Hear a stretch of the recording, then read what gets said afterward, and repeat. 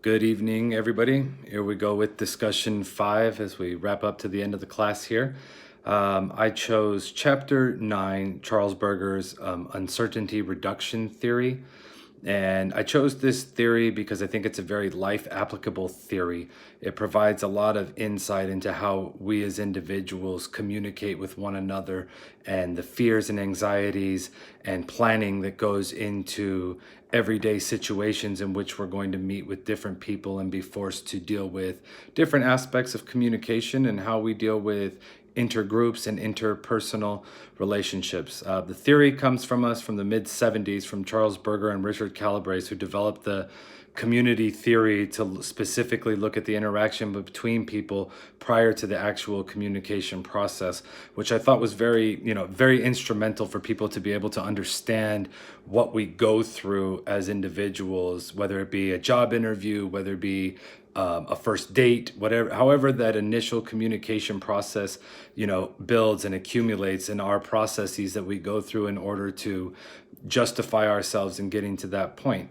I read a journal from the Communication in Everyday Interpersonal and Intergroup Encounters, which was published in the Interjournal of Intercultural Relations by William Gudenkoost and Rob Shapiro.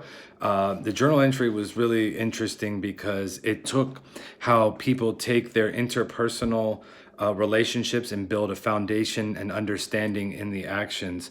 The results from that journal that he came to was that the type of encounter and the type of relationship that individuals have with each other, whether it be a group meeting or it be an individual one-on-one, and whether or not you know the person or it's a stranger, all of those factors play out into how we communicate.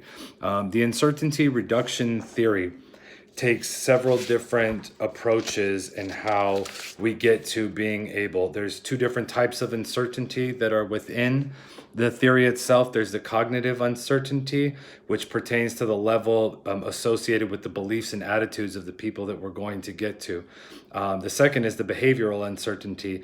It's the extent of which we as people try to predict how the other person will react. And so, for instance, when you go to do an interview and things of that nature, you want to understand the person, you do a little research, you go on LinkedIn, you try and see if you can locate a social media profile, you look at the company background, try and understand the culture so that you can eliminate the uncertainty as to, do you dress more professional? Is it suit and tie, or is it casual? Do you come maybe button up and jeans and dress shoes? So all of those uncertainties in how we act and how we react and how people react to the situations in which we engage in kind of develop how we're going to lay out in our communication process. The theory itself has 9 axioms. Those axioms Berger laid out into a table that kind of allowed us to triangulate the different positions in which people would do. In a second source that I used by Dana Goldsmith, The Normative Approach to the Study of Uncertainty in Communication, she really addresses the fundamental basis in her research. She establishes how the theory was formulated to address the frequency of communication behaviors, which goes back to us understanding what type of behaviors we'll use, how we'll react, and how the other person will react when we say certain thing. And going back to the axioms and creating the table for the theory, there's the verbal communication, there's nonverbal expressiveness and warmth, like the way we encounter people, how we embrace people. Are we cold and standoffish? Are we try to stand firm and tall and push the people back? There's also the information seeking, where we ask questions to get information, where we look up information about the person so that we can find that form of relationship. And I think that's really the basis of the uncertainty reduction theory, is really looking for how do we connect with the next person and how do we bring that person down to a level to ultimately achieve the results that we want, to eliminate the uncertainty. Next, as we roll into it, the stages of the development, there's the entry, the personal, and the exit stage. So we enter into communication with the use of behavioral norms. So if you go out to a fancy restaurant, you have your napkin in your lap and you eat appropriately using the right utensil for each portion of the dinner.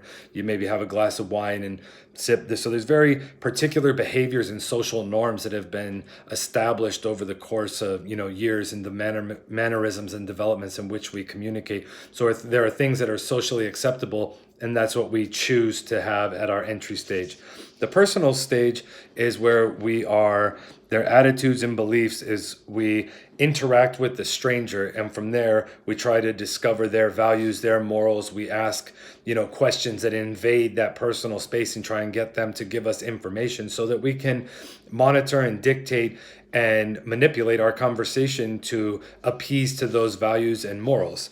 Lastly is the exit stage, and the exit phase from there is really where we develop our ability to understand the individual that we've dealt with and whether or not they're no longer a stranger to us and developing.